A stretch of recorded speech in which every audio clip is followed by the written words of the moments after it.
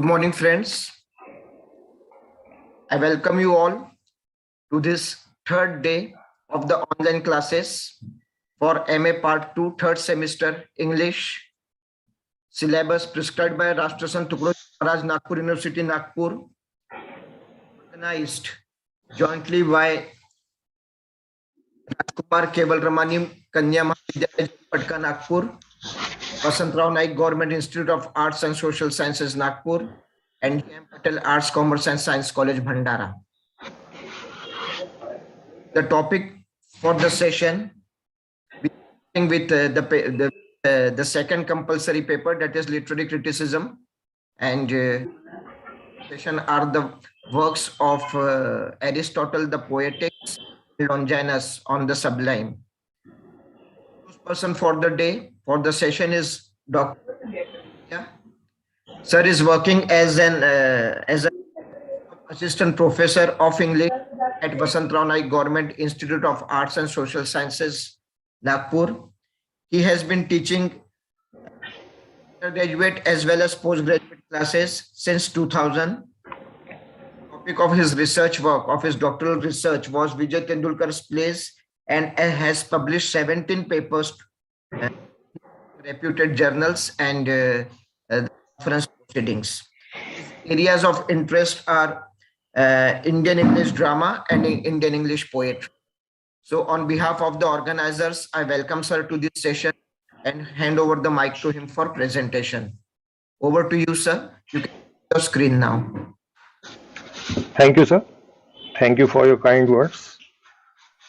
Good morning, everyone. Sir, am I audible? Yeah, you are audible.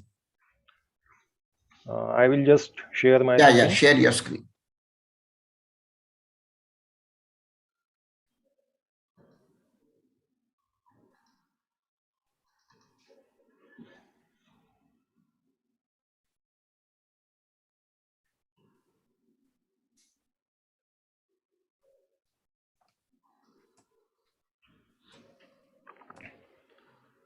Sir, is the first slide visible? Yes, okay. Screen is shared. Okay, sir. So, good morning, students, once again. My topic is Aristotle's The Poetics, and I will also talk about On the Sublime by Longinus. Now, the Poetics by Aristotle is one of the most important works in criticism. It is a very widely discussed work.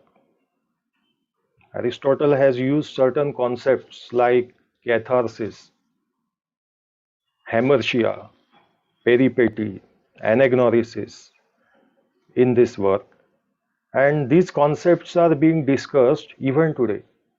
They are being interpreted and reinterpreted even today. This work, the Poetics, was written around 330 BC. And if you look at Aristotle's birth, he was born in 384 BC. So almost 2500 years ago. And he died in 322 BC. Aristotle numbers among the greatest philosophers of all time. A prodigious researcher and writer, he left a great body of work, perhaps numbering as many as 200 treatises, from which approximately 31 survive. So Aristotle was a man of towering intellect. It is said that he had written books on almost all the subjects which were being studied in his time. And he has almost 200 books to his credit, but only 31 have survived. Others have been lost in the course of time. Then what are the different subjects on which he has written? He has written on literature, criticism, and also on logic, metaphysics, philosophy of mind, ethics, political theory, aesthetics, and rhetoric. Though the precise origins of Aristotle's Poetics are not known, researchers believe that the work was composed around 330 BC. An interesting thing to note about the Poetics is that Aristotle himself did not write down the book. He was giving information to his students, and his students were taking notes.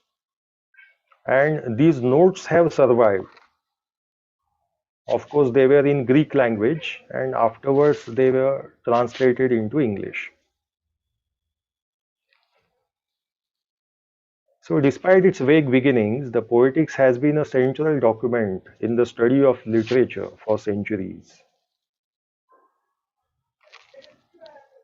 Now, before beginning to study the Poetics by Aristotle, we must talk about Aristotle's teacher Plato and Plato's book, The Republic. It is because Aristotle's The Poetics is a covert reply to Plato. Covert means indirect. There are three great philosophers in ancient Greece: Socrates, Plato, and Aristotle. And they are bound by this tradition of master and disciple. So, Socrates was the teacher of Plato, and Plato is the teacher of Aristotle. Aristotle is the disciple of Plato. So, let's talk about Plato first. Plato was born in 428 BC and he had died in 348 BC. As I already told you, he was Aristotle's teacher. Plato had his own teaching school by the name Academy. Plato was trying to turn the Greek young men into fit rulers and other administrative officers in an ideal state. So Plato had a specific aim in front of him when he was teaching his students in the academy. He wanted to turn the Greek young men into fit rulers or fit officers who will be beneficial for the state, for the kingdom.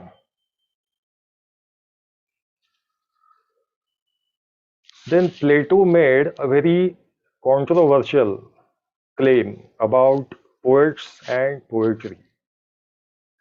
Plato declared that poets and poetry have no place in an ideal kingdom. He banished poets and poetry from his ideal kingdom, ideal state. He gave some reasons for banishing poetry. First of all, he said that poetry gives rise to vices. By reading and studying poetry, the young men can instill some vices among themselves.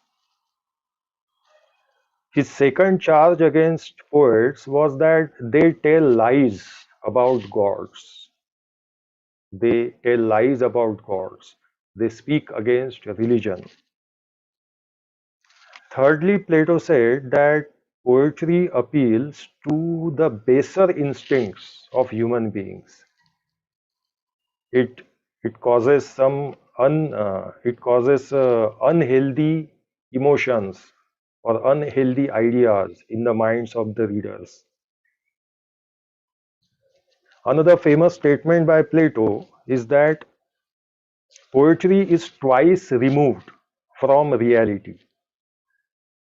Try to understand this. Plato said poetry is twice removed from reality. Why did Plato say such a thing? According to Plato, God created this world. Before creating the world, the idea of the world was formed in God's mind. So, the idea in God's mind about the world is the real world. And the world which was created by God was a copy of that idea. Okay, so God's idea is the real world, and the actual world is the copy of God's idea, according to Plato. Then what do the poets do? They write about the world, they copy the world. So the poets are making a copy of the copy.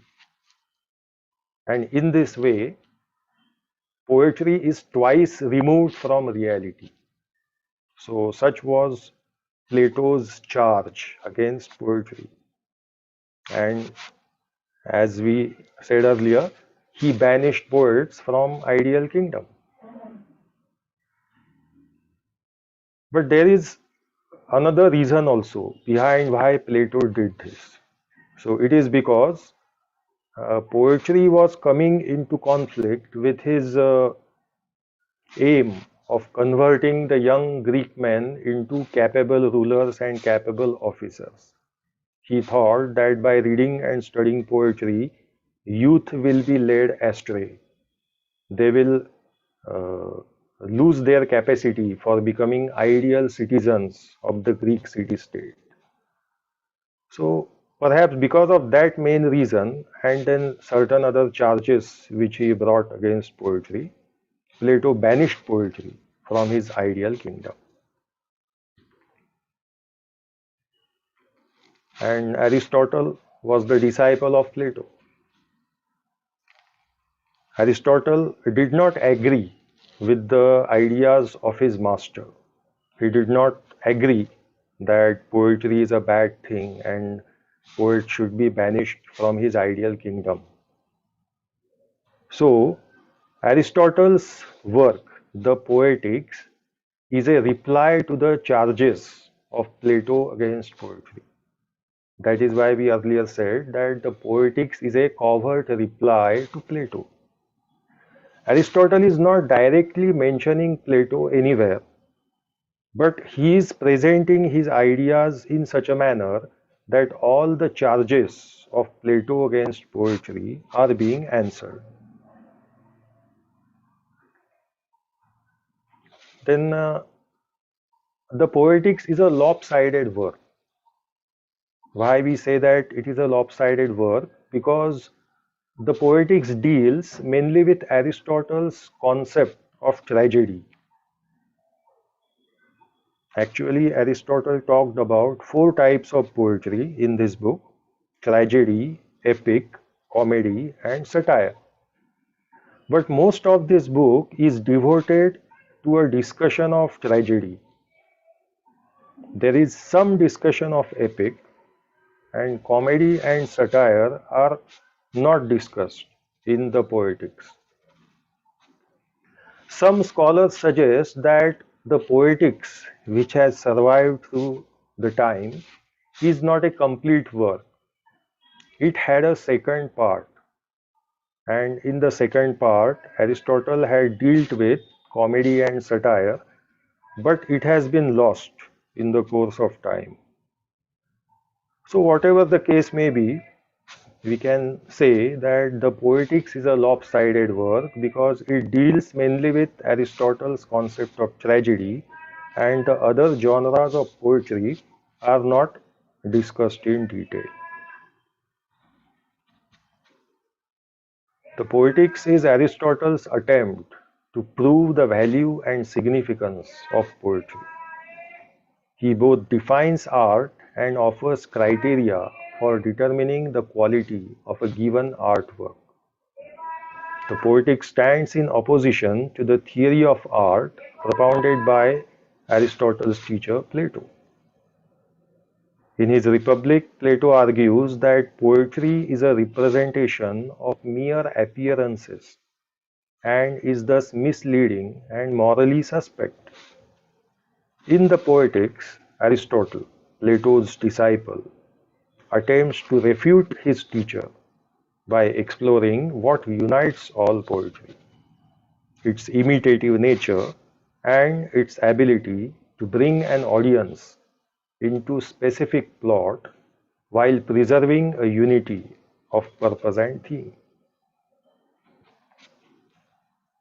Earlier we had said that Plato charged poetry of being twice removed from reality because it was making a copy of the copy. But Aristotle argued that poets do not make a copy of the copy. Poets write about what may happen according to the laws of probability and necessity. Poets don't write about what is actually happening, but about what may happen. So there is an element of creative imagination, creative representation. The poets are presenting the world in a creative manner by mixing their imagination in their idea of the world. So they are not making a copy of the world at all.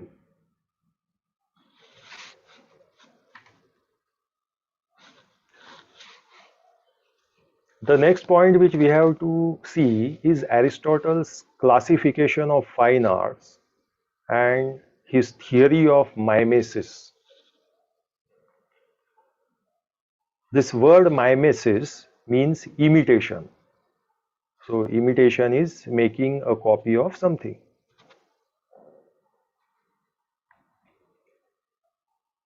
According to Aristotle, poetry is one of the fine arts along with other arts like painting, sculpture, music, or dancing. So all these are fine arts: poetry, sculpture, painting, dancing, etc. Then what is the difference between them? How do we differentiate one fine art from another fine art? So the difference is in three things: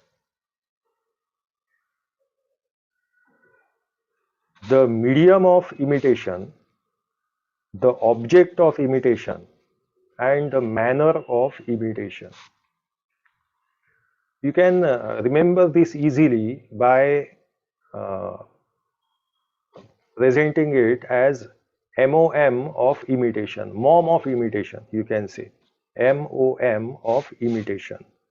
So first M is medium, second O is object, and third M is manner of imitation. So let's talk about medium of imitation first. For a sculptor, the medium of imitation is the stone or metal with which he creates his statues or other works. So for a sculptor, that stone is the medium. And in the case of poetry, words, language, rhythm, and harmony, these are the medium of imitation. Poetry is presented through the medium of language, words. So this is how Aristotle differentiates poetry from other fine arts in how it imitates through the medium of language. Secondly, Aristotle talks about object of imitation. In poetry, the object of imitation are human beings doing something or experiencing something. We can say human beings in action. So poetry represents human beings as doing something, doing some action, or experiencing some emotion. Poetry can imitate human beings in different ways. The poet can present human beings as better than they are in actual life, or as worse than they are in actual life, or he can present them as they actually are. But the third possibility is not discussed in detail by Aristotle. He concentrates on how poetry represents men as either better than they actually are or worse than they actually are. And this gives rise to the different types of poetry. When people are presented as better than they are, it results in tragedy and epic. When human beings are presented as worse than they are, it results in comedy and satire. So, this is how Aristotle explains the objects of imitation of poetry.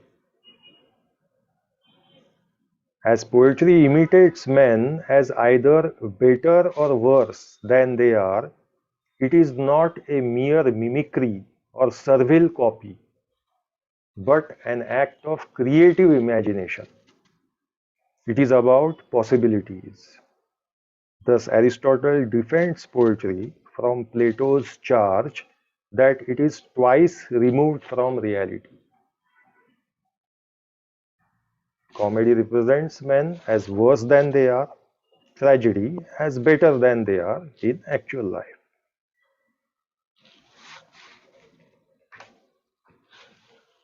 The third thing is the manner of imitation. So, poets are imitating through the medium of language. They are imitating human beings as either better or worse than they actually are. But what is the manner of imitation? A poet can imitate either through narration, in which he takes another personality, an omniscient eye watching the events like an observer. Secondly, the poet can speak in his own person, unchanged, the first person I. And thirdly, he presents all his characters as living and moving before us, that is, dramatic representation on stage. So basically, manner of imitation available to poet is either he can narrate or he can represent dramatically on the stage. So here again, the narrative manner of imitation gives rise to epic and satire. If the poet is imitating through narration and he is presenting men as better than they are, it results in epic. If the poet is imitating through narration and presenting men as lower than they are, it results in satire. And when the poet is presenting men as better than they are and presenting them on the stage through actors performing the characters, the dramatic method, it results in tragedy. And if the narrative mode is used, then it results in epic. So see how Aristotle is scientifically presenting all these aspects of poetry. He seems to be a very close observer. He seems to have this knack of classifying and analyzing things like a scientist. And this is how he presents all his analysis of poetry in front of us. Then Aristotle talks about the reasons of emergence of poetry. Why did poetry emerge? It is because of two reasons. Man's instinct to imitate things and the instinct for harmony and rhythm. So imitating somebody is a natural instinct in human beings. You can take the example of small children or monkeys. They are fond of imitating. The small children imitate, copy anybody. It is only when they start growing up and they are scolded for their activity, they stop the imitation. So that imitation is basic in human nature. And then when human beings see imitation, it gives pleasure to them. They can understand new things through imitation. The harmony and rhythm which is used in imitation gives pleasure to human beings. So because of these reasons, uh, poetry emerged as a mode of imitation. Once poetry emerged, it evolved in two directions. One group of poets imitated noble actions, and the second group imitated the actions of meaner persons in the form of satire. So this is how tragedy and comedy and epic and satire evolved.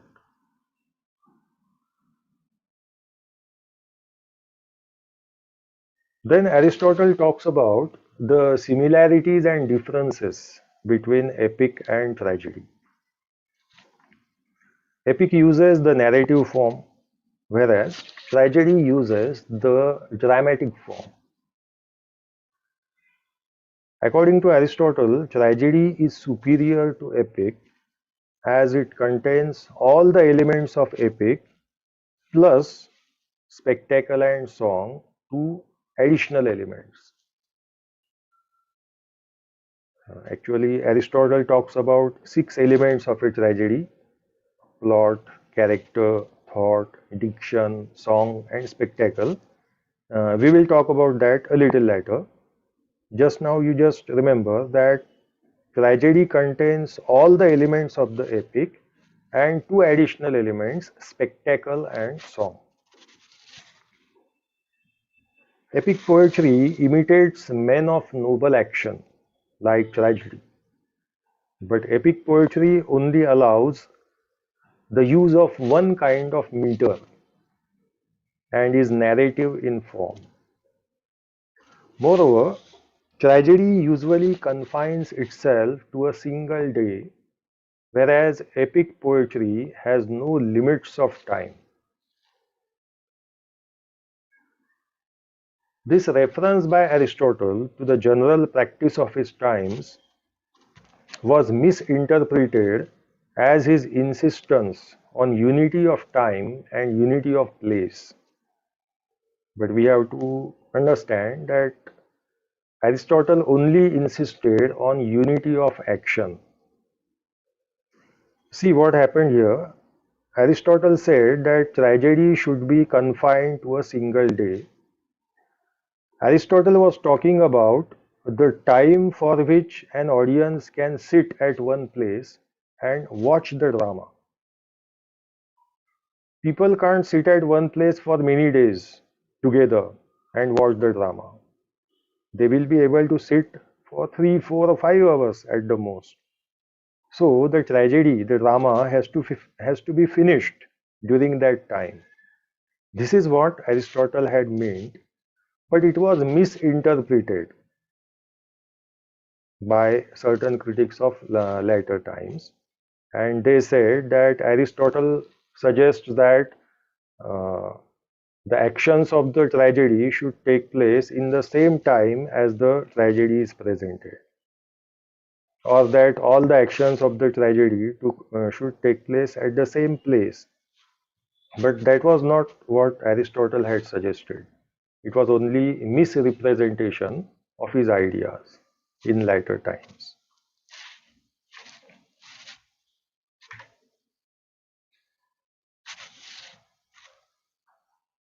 So we have discussed here Aristotle's theory of mimesis, how he talks about the three modes of imitation: medium of imitation, manner of imitation, and object of imitation.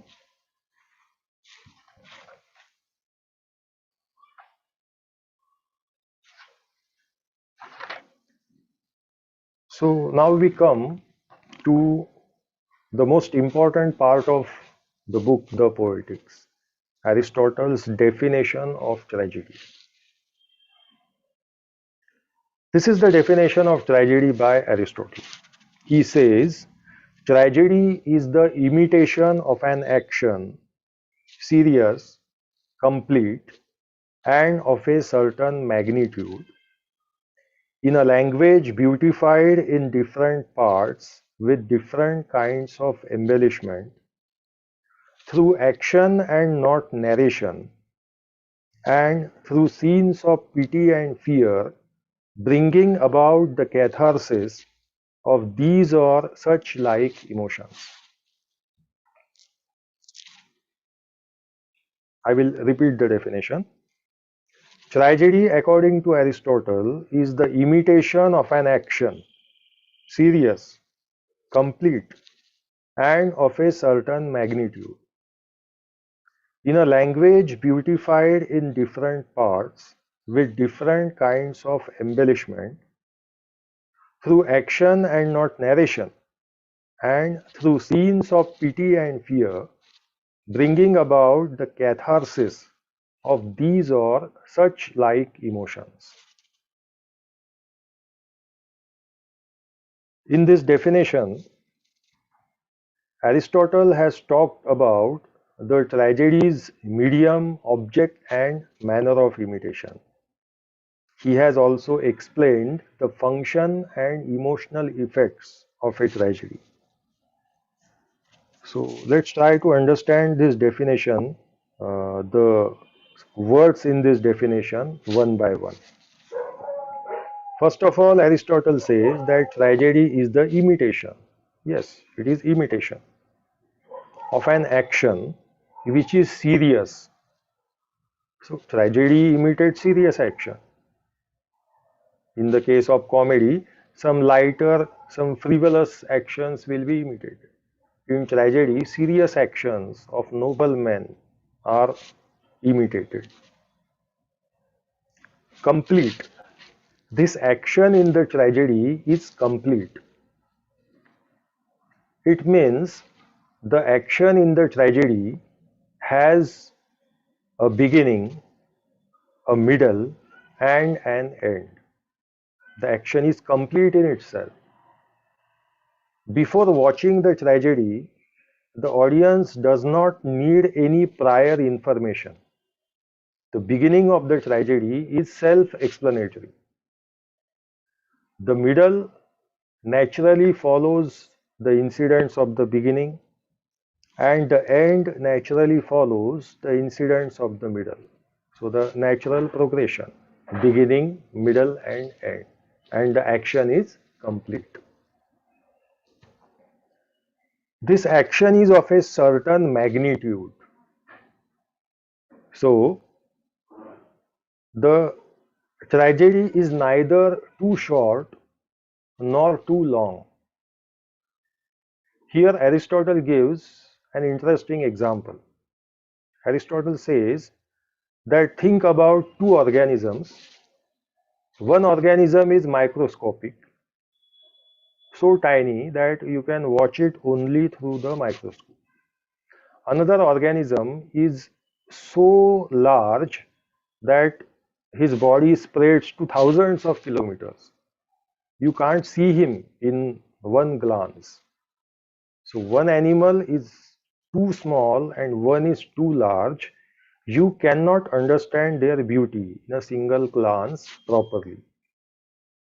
So similarly, a tragedy too short or too long will not give a proper impression. We can say that Aristotle is thinking about tragedy in organic terms here. He says that tragedy should have a certain magnitude. Compared to epic, it will be shorter because epic is in narrative form. So the narration can stop and start and it can go on for a long time. But the tragedy is to be presented on the stage. So it should be long enough only so that people can watch it in one sitting. But again, it should not be too short also. The proper beginning, middle, and end, those things should happen there. So that is what Aristotle means by the action should be of a certain magnitude. Then Aristotle said in this definition, in a language beautified in different parts with different kinds of embellishment. The language of the tragedy is beautified with different kinds of ornaments, you can say. There will be use of figures of speech, appropriate language will be used for appropriate situations. If a common man is speaking, the language will be different. If a king or a general is speaking, the language will be different. It will be appropriate to the situation.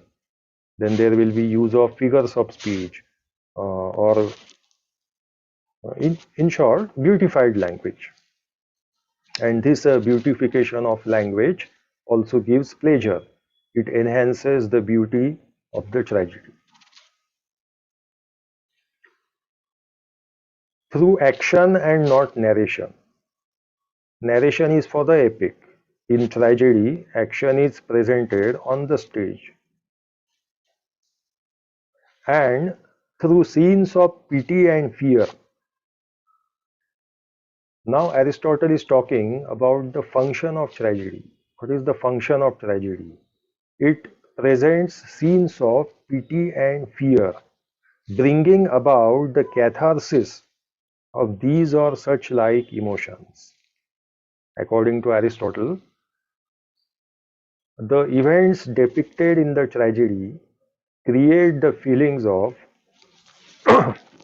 excuse me, events depicted in a tragedy create the feelings of pity and fear in the minds of the audience or reader if it is being read. Tragedy depicts the fall of a hero, the tragic hero, from lofty heights.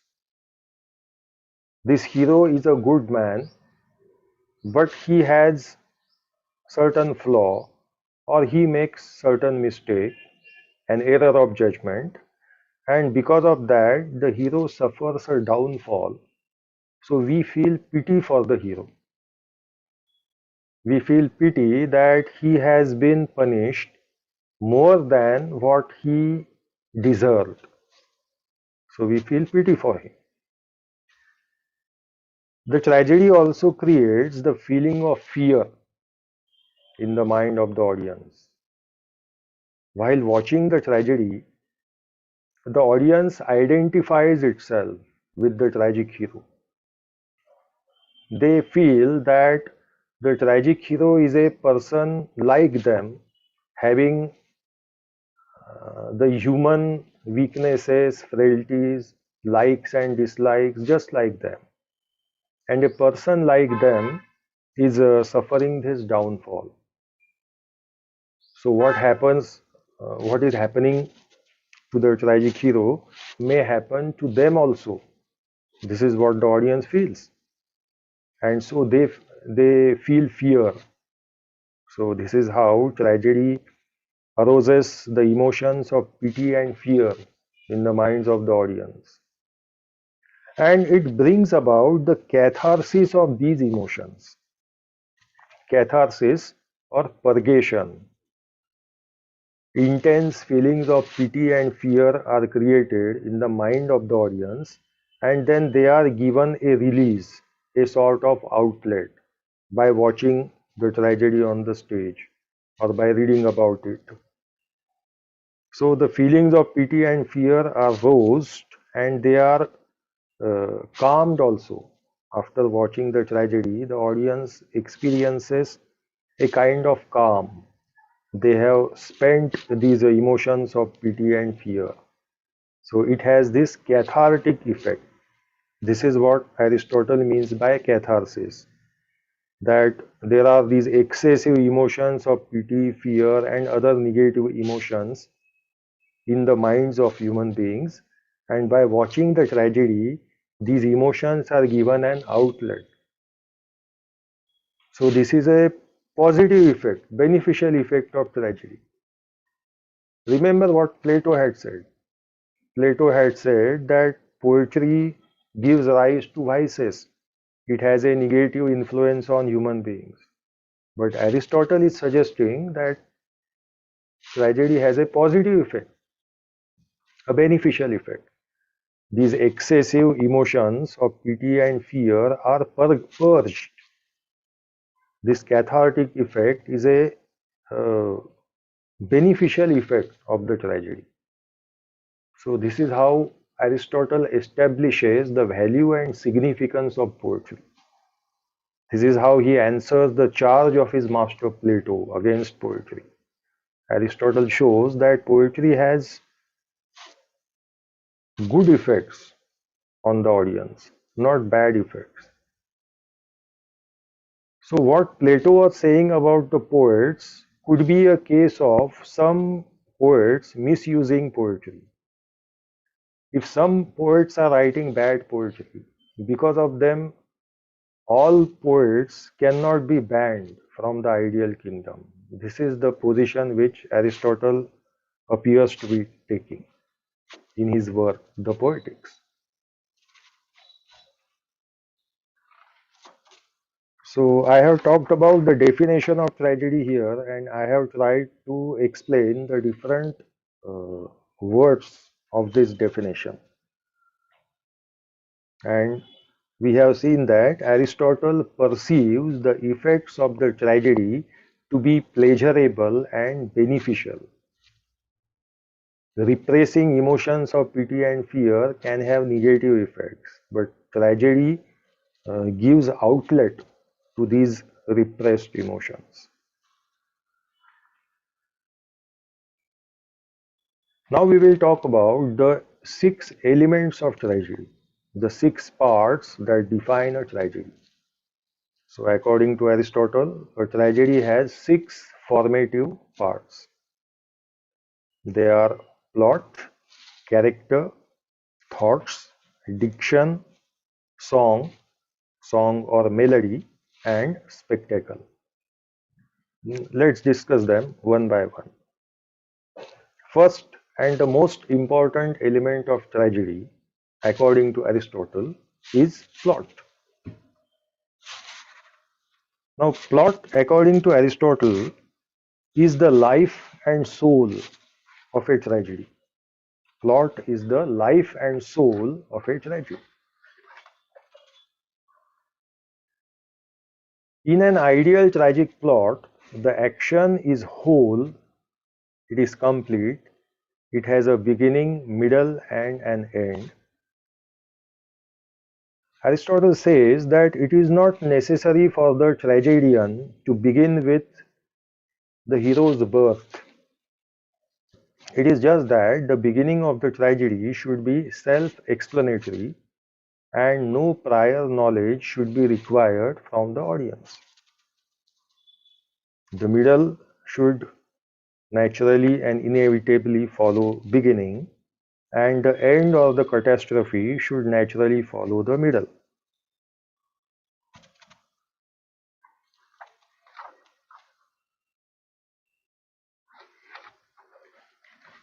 Then Aristotle has talked about the kinds of plot.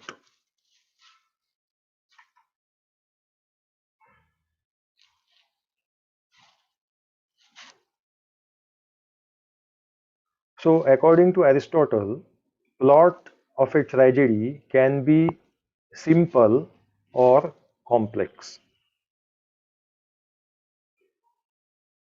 Before we go to the discussion of simple and complex plot, let's see some other information about the plot. So according to Aristotle, plot is the most important part of a tragedy for a number of reasons. First, the result of a man's actions determines his success or failure, and hence his happiness. So, it is action which is paramount, not character. Aristotle subordinates character to plot. According to Aristotle, plot is more important than characterization in a tragedy. Without action, there cannot be tragedy, but there can be a tragedy without character. This is a statement made by Aristotle in the Poetics. Thirdly, diction, song, and thought, even elegantly combined, cannot replicate the action of life without plot. So, plot is the soul of a tragedy, and character comes second. So, we have already talked about the magnitude of a tragedy, or how unity refers to the centering of all the plot's action around a common theme or idea.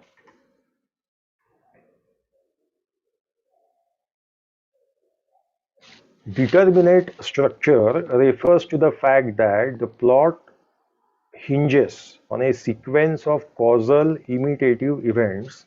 So, if one were to remove even one part of the plot, the entire tragedy will be disjointed and disturbed.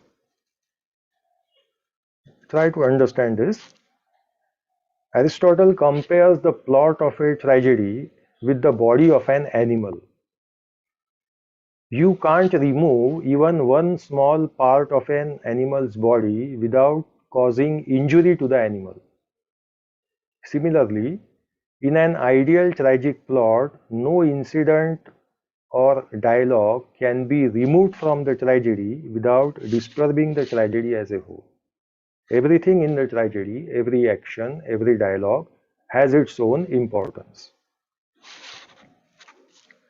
Universality refers to the necessity of a given character to speak or act according to how all or most humans would react in a given situation, according to the laws of probability or necessity. Here, Aristotle suggests that the plot should present the actions of the characters which follow the principle of universality. The characters in a tragedy should behave in such a way that even ordinary human beings behave in life. The character's behavior should be identifiable with the actual human behavior. Aristotle ends his discussion of plot by pointing out his particular disdain for episodic plots, plots in which episodes succeed one another without probability or necessary sequence. There are certain episodic kind of plots in which the principle of beginning, middle, and end are not followed, and Aristotle does not endorse such type of plots. Now Aristotle discusses the two types of plots, simple and complex. And while discussing this, he has talked about two words, peripety and anagnorisis. The meaning of peripety is reversal. The meaning of anagnorisis is recognition. According to Aristotle, a complex plot has the elements of peripety and recognition, and a simple plot does not have elements of peripety and recognition. In a simple plot, the action moves forward without any change of direction. So, for example, the hero's fortunes start falling downward and they go on downwards. No change in the direction.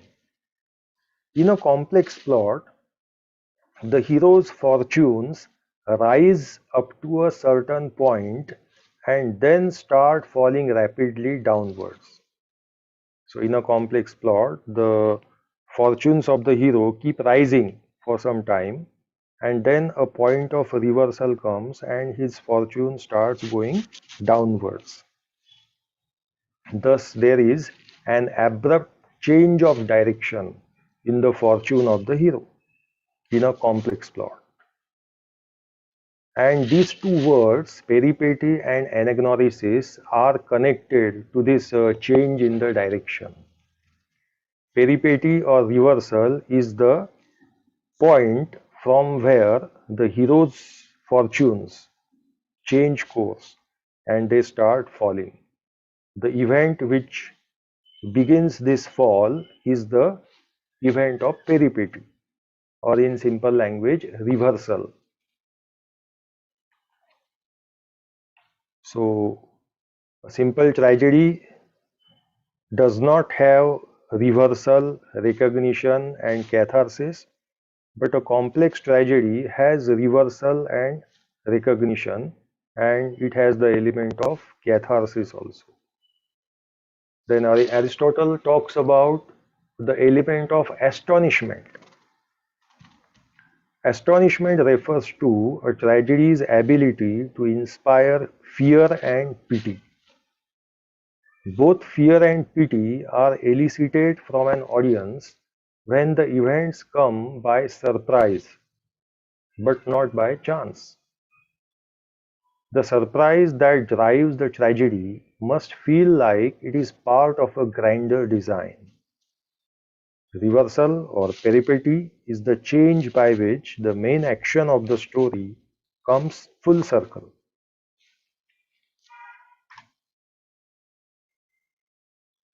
Then recognition or anagnorisis is the change from ignorance to knowledge. So peripety was the reversal, and anagnorisis is the recognition. The hero realizes something.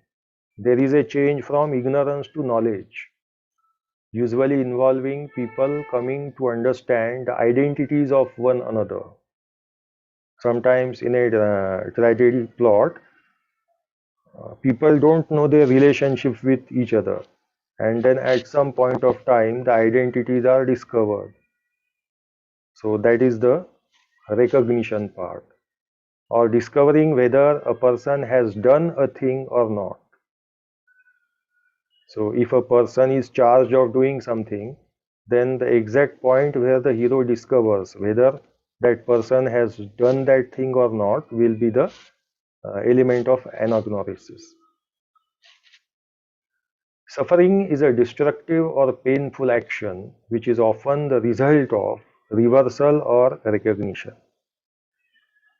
The tragedy depicts suffering, and this suffering is often the result of these events of reversal or recognition. All tragedies depend on suffering as part of its attempt to elicit pity and fear from the audience. It is the suffering of the tragic hero which creates feelings of pity and fear in the minds of the audience. Catharsis is pity for the hero and fear that his fate could befall us. So we had talked earlier also about this while discussing the definition, that the audience often identifies itself with the tragic hero. They feel pity for the hero because they feel that the hero is being punished much more than what his mistake was. And they fear because they feel that what is happening to the tragic hero may happen to them also. While pity is the result of any combination of reversal and recognition, fear can only be a product of reversal and recognition.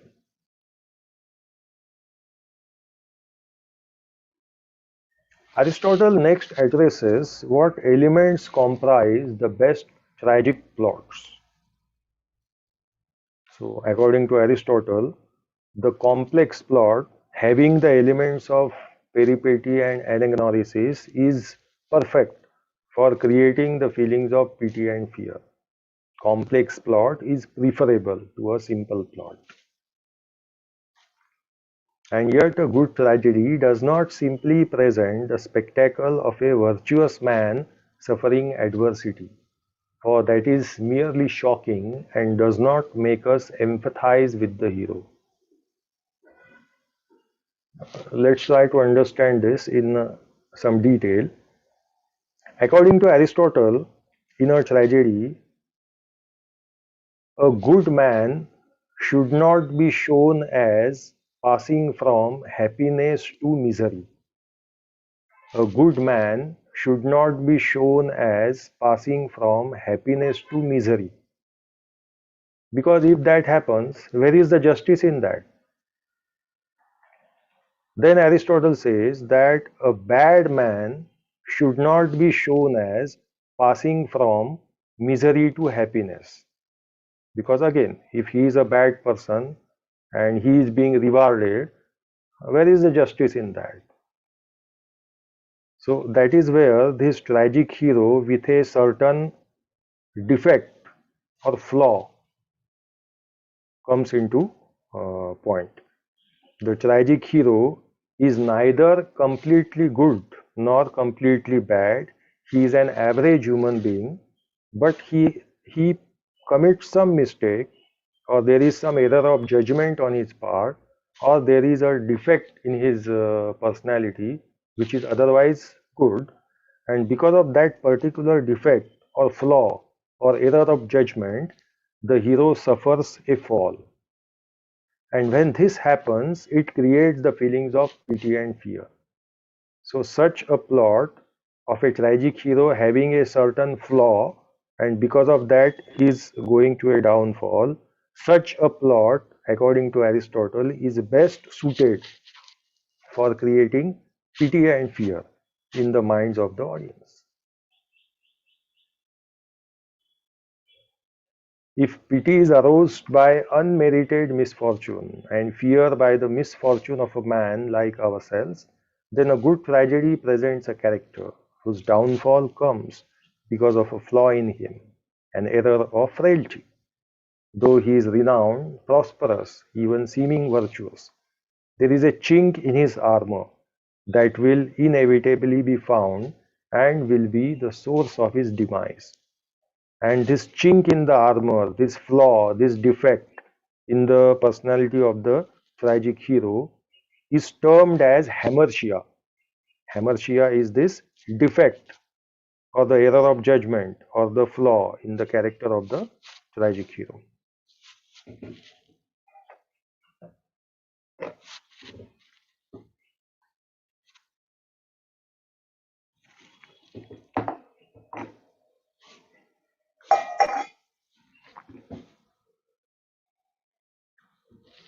Aristotle further says that fear and pity truly can only be elicited through this tragic flaw in the hero, which in turn is motivated by the unity or spine of the entire piece. Some poets, says Aristotle, use spectacle to motivate fear and pity, but this ultimately does not resonate for long, since spectacle produces a different type of pleasure than the one requisite for tragedy.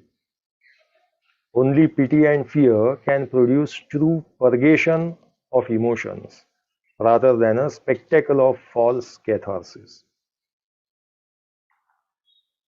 Aristotle next summarizes the circumstances that make for a good tragedy. First, it must involve actions between people who are dear to one another. That is, a son killing a mother or a brother killing a brother. So, Aristotle talks about such incidents which can create the feelings of pity and fear. A close relative killing his another relative. Such incidents can be beneficial or extremely helpful for creating pity and fear. Such acts can be done consciously and with knowledge of the people involved, or the act can be done ignorantly and a tie of family or friendship discovered afterwards. Both options are available to the writer of the tragedy. The act is not done because the hero can't go through with it.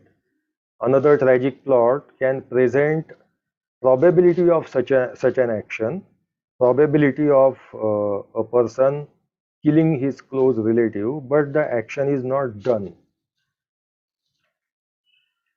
The act is about to be done, but then the discovery reveals the true identities of the characters, and the deed is stopped before it does irreparable harm.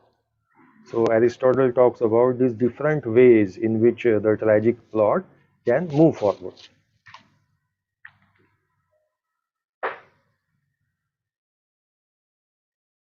Next point is the essentials of characterization according to Aristotle.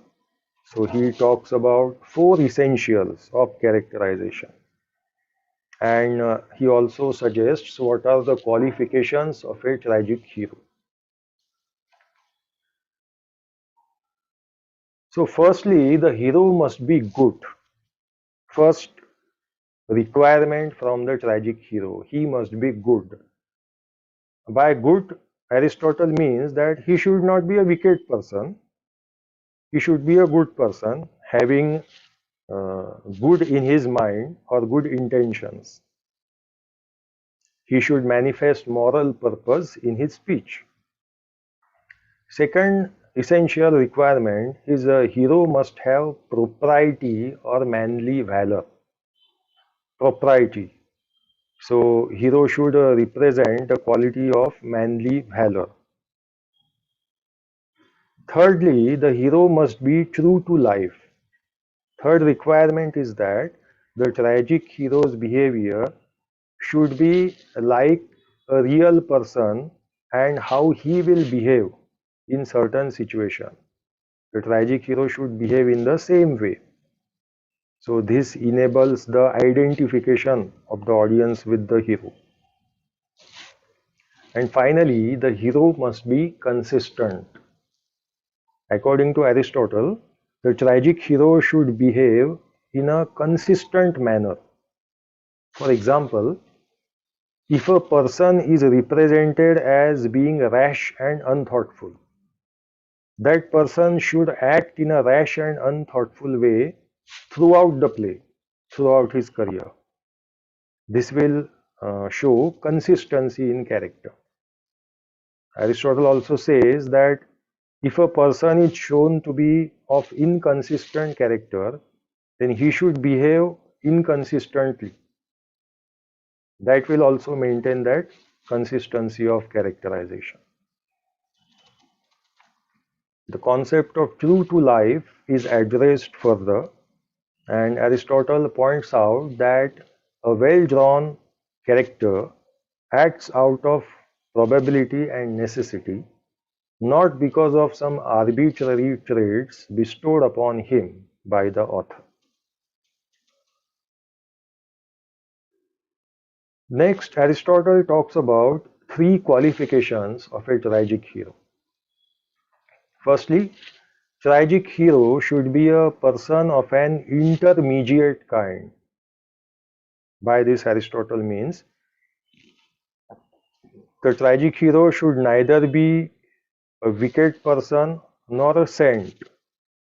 He should be like an ordinary human being, a mixture of good and bad, just like every ordinary human being has some good qualities and bad qualities.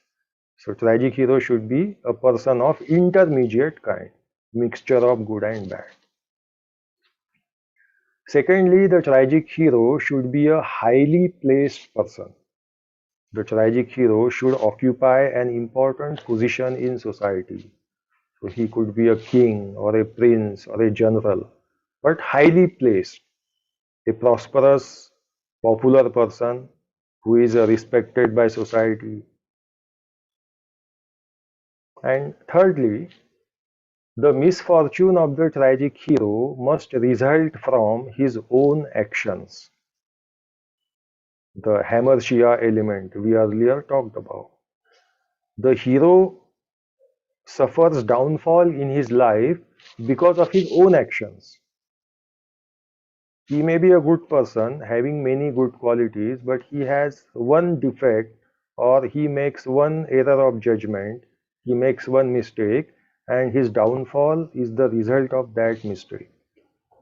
So that is the hamartia, the tragic flaw or defect in the character of the tragic hero, and it causes his downfall.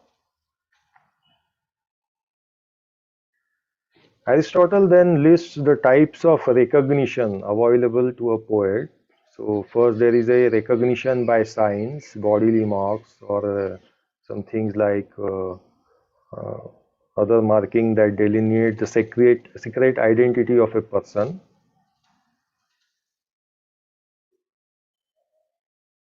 Okay, we will come to this afterwards. We can go forward here.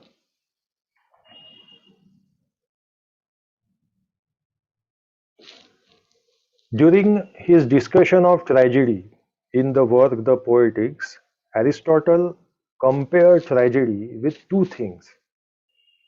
He compared tragedy with history and he compared tragedy with epic.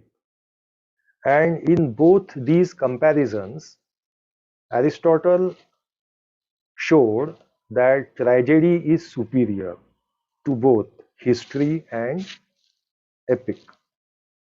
In the case of history, Aristotle said that history only tells what has happened in the past. Tragedy tells what may happen according to the laws of probability and necessity. History is narrated, whereas tragedy is presented on the stage and we see it through live human beings. According to Aristotle, tragedy is more philosophical and more universal than history. And then towards the end of the Poetics, Aristotle compares epic with tragedy. He concludes by tackling the question of whether the epic or tragic form is the higher. Most critics of his time argued that tragedy was for an inferior audience that required the gesture of performers, while epic poetry was for a cultivated audience which could filter a narrative form through their own imagined characters. So here Aristotle's views differed from the other scholars or critics of his times. The other scholars were of the view that epic is superior to tragedy because epic does not require to be presented on the stage. It is self-sufficient in itself. But Aristotle does not agree with this. He suggests that tragedy is superior to epic. Aristotle replies with the following. Firstly, epic recitation can be marred with overdone gesticulation in the same way as a tragedy. Secondly, tragedy, like poetry, produces its effect without action. Its power is in the mere reading, and performance on the stage should give the exact same effect as reading a good epic love. By this point, Aristotle means that it is not absolutely necessary to present the tragedy on the stage to bring about catharsis of pity and fear. A tragic play, even when it is read, creates the same pity and fear in the mind of the reader. Presentation on the stage is not absolutely necessary. And finally, Aristotle says that the tragedy is superior because it has all the epic elements as well as spectacle and song. So we had seen that tragedy had 6 elements: plot, character, thought, diction, song, and spectacle. Excuse me. Epic has 4 elements: plot, character, thought, diction. The elements of song and spectacle are missing in the epic. So this is the reason Aristotle gives why tragedy is superior to epic. It has all the qualities of an epic and it has something more to offer. A tragedy maintains a vividness of impression in reading as well as staging. So Aristotle concludes his work, the Poetics, by declaring that tragedy, despite the argument of critics of his time that epic is superior, according to Aristotle, tragedy is the higher art and it is superior to epic.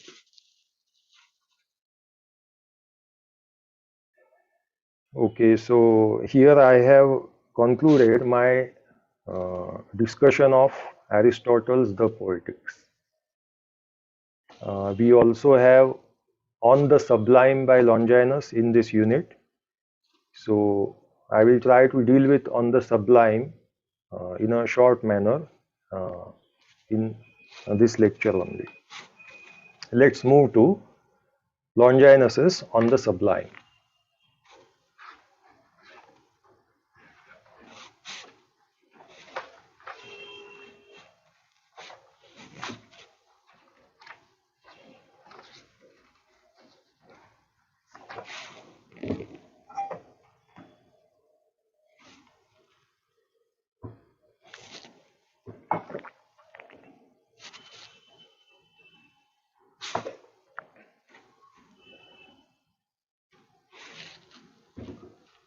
So Longinus, his full name is Cassius Longinus. Cassius Longinus.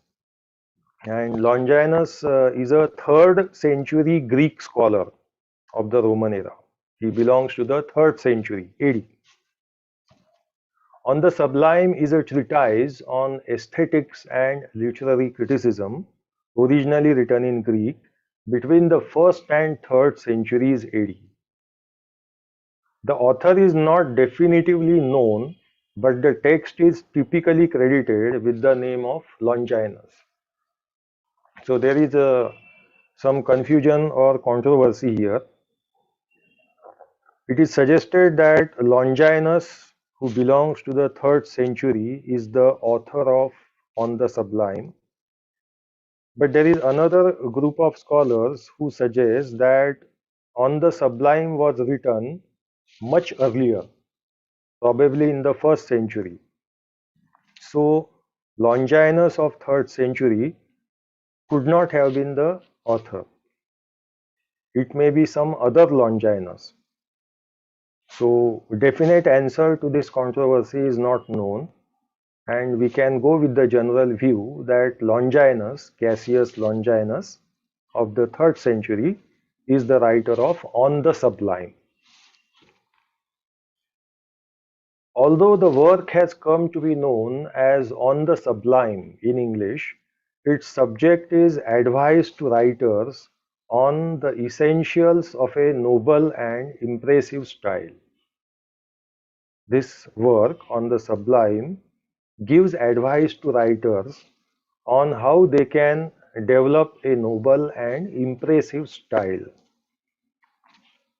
One theory about Longinus states that he may have avoided publishing his own writing so as to preserve his modesty and moral excellence, a decision that might explain On the Sublime's uncertain authorship.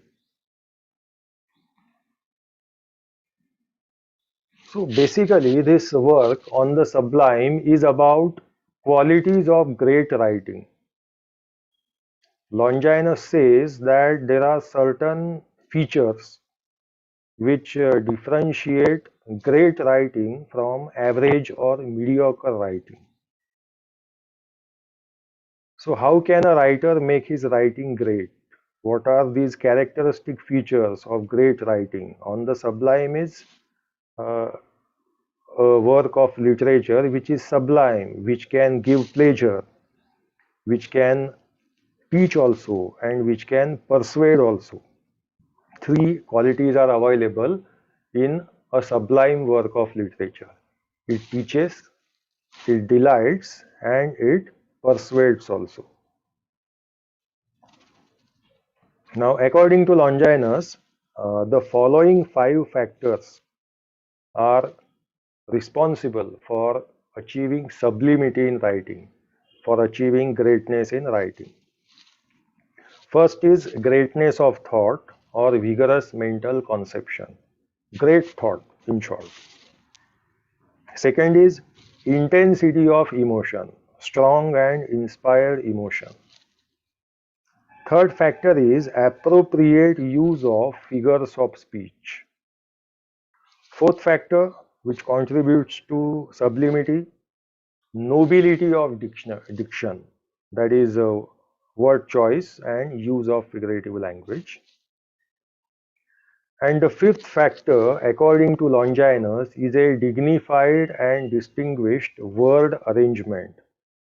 He also calls it harmonious development. So the first factor is greatness of thought. According to Longinus, when a writer has great thoughts in his mind, when he has firm grasp on ideas, then these great thoughts are carried over to the work which he writes, and it contributes to greatness of writing. Secondly, the writer should be inspired. He should have an intensity of emotion. Thirdly, the writer should make appropriate use of figures of speech in his writing. It contributes to greatness. Fourth factor is noble diction. Here, Longinus means that proper verbal order, rhythm, and harmony are to be maintained by a writer. Noble diction, proper diction is to be used. And the fifth factor is a combination of the four above factors. Harmonious presentation. When a writer has a great thought and inspired emotion and proper use of figures of speech, noble diction, then the combination of these factors results in a harmonious development, harmonious presentation of the subject matter. And these qualities make a work of art great.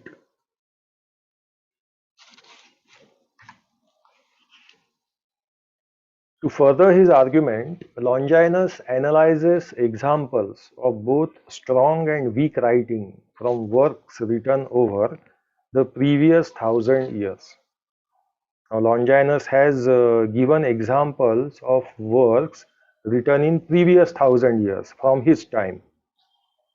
So he has given examples from writers such as Homer, Plato, Sappho, Aristophanes, Demosthenes, and Cicero. And he has also given examples from the book of Genesis from the Bible. Longinus describes greatness in writing as a combination of innate genius and learned skill. A great writer must also possess and exhibit moral excellence. Another thing which you should know about on the Sublime is that it is written in epistolary form, in the form of a letter. The work on the Sublime is a letter written by Longinus to his friend, whose name was Postumius Terentianus, a cultured Roman personality of the 3rd century. So Longinus was writing a letter to his friend and he was discussing these elements of great writing. On the Sublime is in epistolary form. Longinus writes to his friend about the principles of great writing. He says that great writing should take the reader out of himself. Great writing is capable of taking the reader out of himself, moving him, impressing him with power and emotion. Great writers must have both natural talent and disciplined training. They must use figures of speech and rhetorical devices wisely, arranging their words with care, artistry, and avoiding stylistic excess and false emotion. They must express sincere passion and in doing so excite the same emotions in their readers. Literary rules give both structure and aesthetic beauty to our writing. But although rules are important, a great genius can break the rules to achieve a higher purpose or to express a particularly strong emotion. So Longinus gives freedom to the writer. He does not believe in just copying the rules of the ancient classic writers. He gives importance to the individuality of the writer. In this sense, Longinus has been called as the first great romantic critic. The romantic critics of early 19th century like Wordsworth, Coleridge, Shelley, Keats, their ideas and the ideas of Longinus are similar to some extent, which is why Longinus has been called as the first great romantic critic. Imitating the great literary geniuses of the past, such as Homer or Demosthenes, is a valid way for the writer to achieve greatness, according to Longinus. Above all, the great writer must possess a moral high-mindedness that will shine forth and influence readers to be morally good as well. Great writing also depends on the social framework an individual lives in. Freedom is necessary in a society to foster literary greatness, because without it we are slaves of passion and lose all sense of value. An interesting thing of on the Sublime is that Longinus also talks about false sublime in this work. He says that there is a true sublime and there is a false sublime. True sublime results from the earlier five qualities we discussed: great thought, great emotion, and the three other elements. False sublime, according to Longinus, is a result of certain factors, such as when the writer indulges in making a show off, when the writer makes use of pompous and bombastic words, it results in false sublime. When there is a lack of sense or maturity in the writer, a lack of genuine ideas, a sort of childishness, so lack of good emotions gives rise to false sublime. According to Longinus, if a work is not able to give pleasure, if it is not able to persuade the reader, then it is suffering from the fault of false sublime. And incorrect use of figures of speech. This also, according to Longinus, is a thing which contributes to false sublime. If we closely look at the views of Longinus, we realize that he seems to be influenced by Plato, by thoughts of the great Plato, master of Aristotle. And as I had already said earlier, on the Sublime is dedicated to an important Roman public figure, Posthumium Terentianus. This was a letter written to him. So here I conclude my discussion of Longinus on the Sublime. Thank you.